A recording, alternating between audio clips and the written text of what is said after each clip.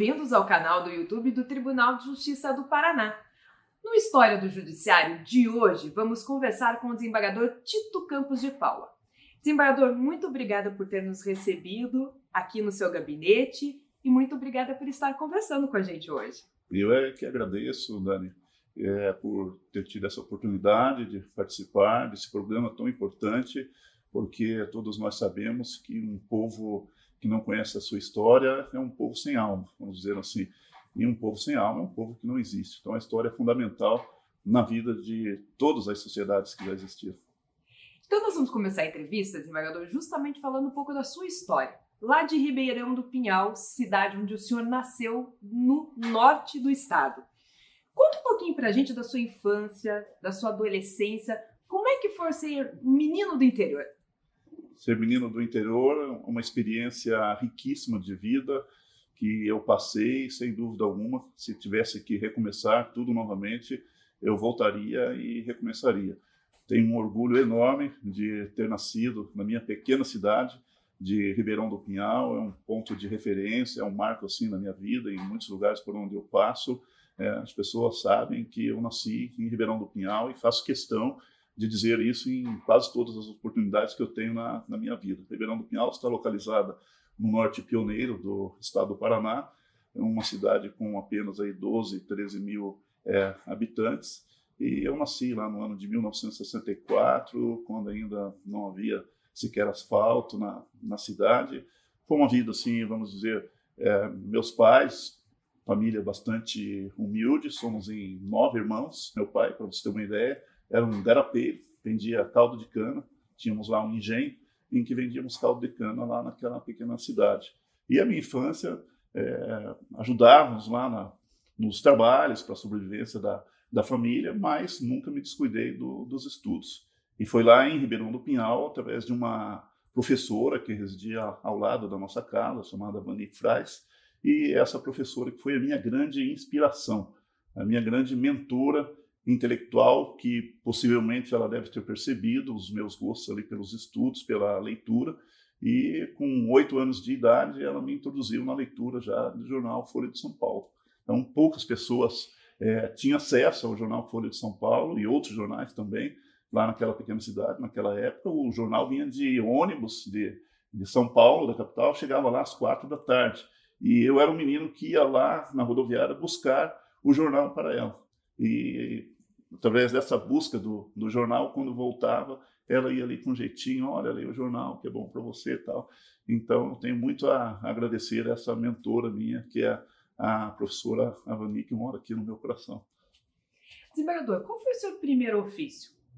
O meu primeiro ofício, quando eu cheguei aqui em Curitiba, em termos de emprego formal, foi no Hospital Nossa Senhora das Graças. Na época, eu tinha que procurar um ganho para poder pagar o cursinho. Meu pai não tinha condição de pagar, e fui atrás e acabei conseguindo um emprego como servente. Isso lá no Hospital Nossa Senhora das Graças. Então está lá a minha carteira de trabalho também, um registro histórico aí da minha vida, que também tenho muito orgulho. Fui registrado lá como servente, fazia a limpeza lá do hospital, ajudava a distribuir também os medicamentos lá por todo o hospital. Esse era o nosso ofício. E trabalhei lá até que consegui passar no vestibular. Como é que foi o apoio da família, desembargador, nesse período em que o senhor estudava, trabalhava e estava, logicamente, distante dos pais, dos irmãos? O apoio da família foi importantíssimo, porque meu pai, na época, meus pais, eles acabaram saindo do interior e vieram passar um período aqui em Curitiba. Então, esse apoio foi fundamental nesse período aí. Foi um período difícil, para você ter uma ideia. Na época, eu trabalhava das 7h30 da manhã até as 5h30 da tarde. E ia a pé para o trabalho, voltava na minha casa e depois ia a pé também até o cursinho. Ou seja, eu andava 11 quilômetros por dia a pé para chegar até o colégio, o terceirão que eu fazia. E depois, 11h15 da noite, quando terminava a aula, aí sim eu retornava de ônibus para a minha casa. E foi um apoio fundamental. Meu pai, uma pessoa que tem muita saudade dele, já falecido, tal, com toda a humildade, a simplicidade, ele ia lá, me acordava pela manhã e já estava lá o copo com café com leite prontinho para ele dar todo o apoio para que eu pudesse, então, me preparar ali aquele ano. A família se concentrou para me ajudar para que eu pudesse, então, ter sucesso no vestibular. O senhor, antes de prestar o concurso para a magistratura, o senhor também prestou outros concursos. Como é que foi essa época? E também, né, claro, desembargador, conciliar o trabalho, a faculdade, estudar para concurso. Conta pra gente dessa época do senhor. Essa época continuou quando eu terminei a escola da magistratura. Na época, eu por 2 anos, eu consegui trabalhar aqui na Assembleia Legislativa do Estado do Paraná. Então, nesses 2 anos, eu também aproveitava para fazer a escola e, concomitantemente, já ir estudando também para outros concursos, para ter uma espécie de uma garantia, que eu não sabia se passaria no primeiro concurso de juiz ou não, quanto tempo demoraria. E uma coisa até, vou contar aqui para você uma história bacana. E num desses anos, eu ia passar férias lá na minha Ribeirão do Pinhal. E num determinado ano, meus pais moravam num sítio de um dos meus irmãos. Meu irmão se mudou e meu pai foi lá para cuidar do sítio dele.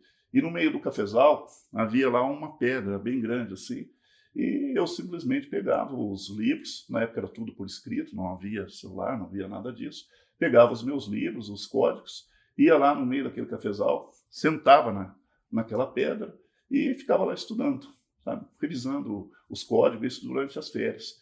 E quando eu voltei aqui para Curitiba, em 1986, aí antes ainda de terminar a faculdade, eu consegui ser aprovado num concurso de nível superior do Tribunal Regional Eleitoral, que hoje encontrei com os meus amigos que passaram naquela época lá. E depois também, em 1987, passei num concurso também de nível superior de oficial de justiça, avaliador da Justiça Federal. Fui chamado imediatamente para ir para Foz do Iguaçu, mas como eu estava cursando a escola da magistratura, eu acabei então permanecendo aqui e pedi para eles me colocarem no final da lista.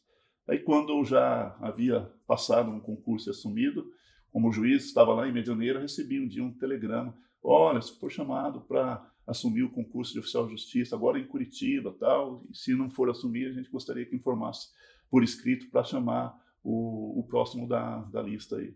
E assim aconteceu. E a história bacana lá do cafezal, o que aconteceu? Agora, quase 30 anos depois, nós temos lá uma propriedade rural na nossa região, que nós adquirimos, e tem uma pessoa que trabalha com a gente lá, o Jorge. Aí o Jorge foi me contar que ele não me conhecia e que 30 anos atrás ele morava próximo daquela propriedade lá do cafezal e tinha alguém que falava para ele: tem um rapaz lá que eu acho que ele é meio maluco da cabeça, fica sentado no meio de uma pedra lá, com uns livros, lendo algumas coisas, não sei quem é esse rapaz. E ele veio descobrir agora, 30 anos depois, que aquele rapaz era um menino que estudava e hoje é um desembargador. Que bacana, desembargador. O senhor também tem outra história, parece que com uma colega sua de trabalho também, do concurso, não é? Que o senhor reencontrou depois de muito tempo. Essa história, veja bem, talvez seja a história da carteira, né? Exatamente. A história da carteira é marcante na minha vida. Não é exatamente uma colega de trabalho, mas é uma história, assim, lindíssima, de vida, que serve também como exemplo de vida em todos os aspectos, para todas as pessoas, principalmente no aspecto moral, que vale a pena a gente ser honesto, tal, ser sincero. O que aconteceu? Em 1981, Curitiba, aproximadamente 1 milhão de habitantes, e está lá o Tito, pesava 60 quilos mais ou menos, 1,81 m, e indo a pé para o cursinho à noite, para economizar o dinheiro da passagem do ônibus, e numa rua escura ali do Bigorrilho, passou por mim um carro, e logo à frente aquele carro parou assim por alguns segundos, vi que um vulto de uma pessoa que aparentemente desceu e foi embora. Quando, alguns minutos depois, eu chego lá naquele ponto, não havia mais ninguém, encontro uma carteira no chão. Uma carteira de couro, peguei, estava pesada, coloquei na minha mala de escola e fui para o colégio. Aí, quando cheguei no colégio, eu abri e vi que tinha muita coisa dentro daquela carteira. Quando voltei para casa, 11h pouco da noite, fui conferir lá dentro daquela carteira. Tinha dinheiro, cruzeiro aqui do Brasil, tinha dólares americanos, tinha passaporte, tinha visto para os Estados Unidos, tinha brinco, tinha colar de pérola, de ouro, de Você imagina, estava aquela carteira recheada de coisas de valores. Aí eu olhei, tinha um documento, olhei pela identidade. No dia seguinte, fui na lista telefônica ainda, de papel que havia, encontrei um sobrenome parecido e liguei. Telefonei, o pai da moça atendeu. Eu falei, minha filha está desesperada, procurando essa carteira, não sabe o que aconteceu, tal. Falei, está aqui a carteira, endereço tal, venha buscar. Eu saí, fui para o trabalho e aquela moça foi lá, conversou com minha mãe. Ela, por educação, não abriu a carteira e pegou a carteira, deixou lá, tipo, R$ 5 de gorjeta, assim, e foi embora. Quando ela chegou na casa dela, eu imagino, ela abriu e viu, estava tudo lá, não faltava absolutamente nada. Ela voltou na minha casa, porque queria me conhecer. Voltou na minha casa, novamente eu não estava. Aí chegou lá, conversou com a minha mãe e levou, vim trazer mais um presente para o seu filho aqui, um chocolate e tal. Pelo jeito, é um menino muito bom e vai ter um futuro brilhante na vida dele. Agradeço o seu filho por mim. E foi embora. Tá? Isso no ano de 1981. Passam-se os anos, eu passo no concurso de juiz, vou embora para o interior, vivo lá 6 anos, volto para Curitiba. No ano de 2001, eu, juiz, no juizado especial aqui de Curitiba. Realizávamos centenas de audiências por dia, e naquele atropelo, tal, aquela coisa toda, tinha lá os estagiários que nos ajudavam. Aí falei para a estagiária, olha, nós estamos terminando uma audiência, enquanto as pessoas assinam o termo de acordo aqui e tal, vá preparando a próxima audiência, vá lá fora, pegue os documentos das pessoas e traga aqui, já vai montando o próximo termo da audiência seguinte para a gente ganhar tempo. Ela foi. E enquanto aquelas pessoas estavam ali assinando ainda, ela colocou a identidade da pessoa que ela recolheu lá fora, e quando ela colocou a identidade em cima da mesa, que eu olhei, o meu cérebro havia registrado. Era exatamente a identidade daquela moça em que eu não conhecia e que eu havia encontrado a carteira dela em 1981, 20 anos depois. Olhei, aquilo me deu assim, uma emoção, me emociona até hoje de contar essa história. Dispensamos aquelas pessoas, entram as pessoas da próxima audiência. Olhei na mulher, assim, não conhecia ela e tal. Aí ela tinha lá um litígio, ela era psicóloga, tinha um litígio com um médico e tal. Felizmente fizeram um acordo. O que eu mais torcia naquele dia era para que fizessem um acordo e eu não precisasse julgar aquele caso, para que eu pudesse me manifestar e contar para ela essa história. E fizeram um acordo. Aí quando terminaram o acordo, o caso deles lá, assinaram tudo certinho e tal. Aí eu virei para ela e disse assim, eu vou lhe contar uma história e eu quero ver se a senhora reconhece os personagens. E comecei a contar essa história para ela. Aí quando eu comecei a contar a história para ela, ali simplesmente aquela audiência se transformou em algo muito emocionante. Sabe? As pessoas não resistiam, todos ali derrubavam as suas lágrimas e foi algo assim fantástico. Aí aquela mulher olhou para mim e disse assim, o senhor só poderia estar aqui nesse lugar. Isso já 20 anos depois, Curitiba com 2 milhões de habitantes. Então eu conto isso para servir como exemplo também para as pessoas que aquilo que nos pertence. Aquilo que não é nosso, não é nosso. E não importa o tempo que passar, porque um dia tem um tribunal superior que coloca nós frente a frente. E eu, naquele momento, eu fiquei ali a imaginar. Imagine se eu tivesse colocado as minhas mãos em alguma coisa daquela mulher, e ainda que eu tivesse chegado a ser juiz, e aí um dia eu, como juiz, que moral eu teria para estar julgando ali um ser humano. É uma história fantástica que eu tenho muito orgulho de contar, e às vezes, quando a gente vai falar, principalmente com juventude, eu conto essa história. Desembargador, agora falando um pouquinho dessa bagagem que o senhor trouxe aqui para a gente, o que isso refletiu também na magistratura, na profissão? O desembargador Tito, juiz. Essa vivência que eu tive lá no interior, essa experiência de vida, com certeza ela nos dá uma bagagem assim fundamental para que a gente possa julgar e saber como é a vida dessas pessoas que vivem lá em Ribeirão do Pinhal, lá em Capanema, lá em Salto do Lontra, lá em Medianeira, daquilo que vive aqui em Curitiba. Então, quando você pega algo para decidir e que você, além dessa experiência jurídica, você tem também essa universidade da vida, torna-se mais fácil de você analisar e tentar se aproximar o máximo ali da verdadeira justiça. E o senhor tem uma matéria específica, desembargador, que o senhor gosta mais? Eu sei que nos bastidores a gente estava falando, tem uma história com o eleitoral. Conta pra gente. Também começou aos 8 anos, né? Começou ainda quando criança. Às vezes perguntam, né? O que te despertou a ir pro eleitoral? Não foi agora. Então, hoje eu começo a analisar. Isso vem desde criança. Na minha infância, lá em Ribeirão, eu acompanhava as eleições. A primeira eleição que eu me lembro, de 1972, para prefeito. Na época, eu tinha 8 anos de idade e já acompanhava a movimentação das campanhas políticas, dos variados candidatos, dos partidos. Então, já comecei a ter uma noção de como funcionava esse mundo aí da política. Fazia as minhas análises também, as minhas posições, quem é que provavelmente ganharia as eleições, e fazendo essas análises aí desde 1972, nunca errei em nenhum dos meus prognósticos aí e tal. E aí depois, quando eu ingressei na magistratura, em 89, presidi a minha primeira eleição, a presidência da República, lá em Medianeira. Foi uma experiência assim, riquíssima, e dali não parei mais, né? E até que agora, depois que cheguei ao Tribunal de Justiça, brotou novamente aquele gosto lá pelo o direito eleitoral, e analisei, fiz todas as observações e pensei comigo, bom, se der certo, eu vou tentar chegar aí ao Tribunal Regional Eleitoral. E, felizmente, deu certo. Desembargador, agora falando em sonho. Que sonho o desembargador tem ainda? Veja bem, a vida, Dani, foi generosa demais para comigo. Então, tenho só a agradecer. Me perguntam, às vezes, você atingiu os seus sonhos, né? Conseguiu isso, aquilo, tal.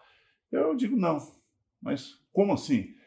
Eu digo, porque eu não sonhava, né, com tudo isso. Se eu disser que eu sonhava, eu estaria mentindo, porque a vida me concedeu coisas que jamais eu imaginaria na minha vida. Então, eu tenho muito a agradecer pela vida, a Deus, pelos meus pais, pelos meus amigos, por todas as pessoas que me cercam, minha família, a esposa, filhos, as pessoas que trabalham com a gente e tal. E o que você tem de sonho na vida, né?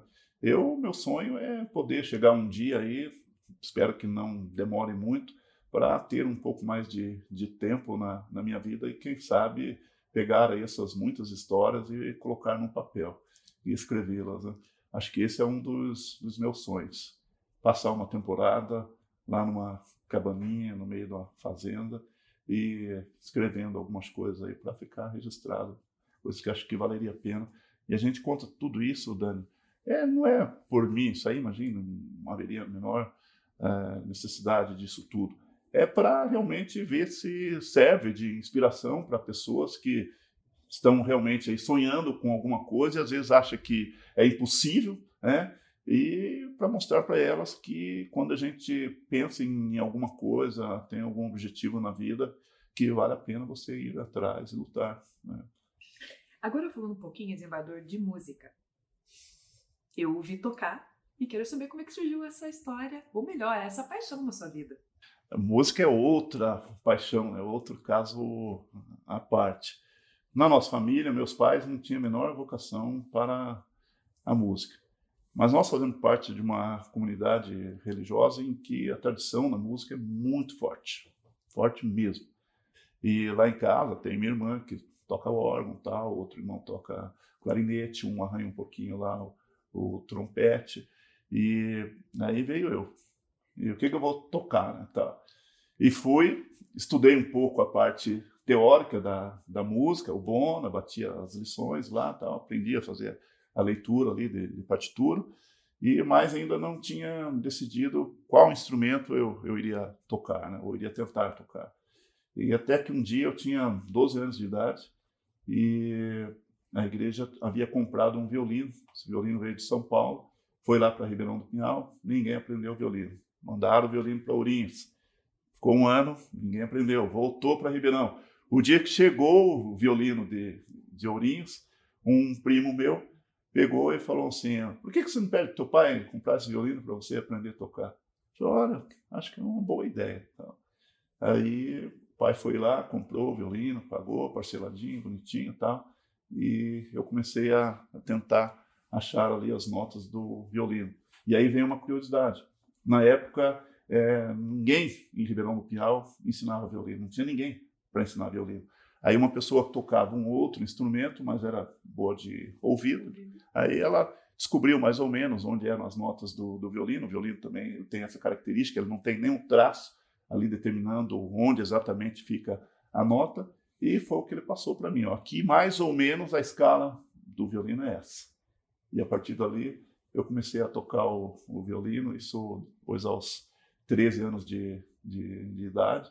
E estou aí com o meu violino até o dia de hoje. Para onde eu vou, esse violino, já toquei ele em cada lugar que vocês nem imaginam. Então, o violino é a minha paixão. Esse violino que está comigo já há 42 anos que está nas minhas mãos. O braço dele ali, onde você coloca os dedos, já afundou, né? Fez buraco ali de tanto tocar. Isso que nos últimos 20 anos agora eu tenho tocado bem pouco. Para a gente encerrar, desembargador, eu queria que o senhor falasse de coração o que move o desembargador Tito até hoje. De coração, o que me move? Uma palavra: determinação.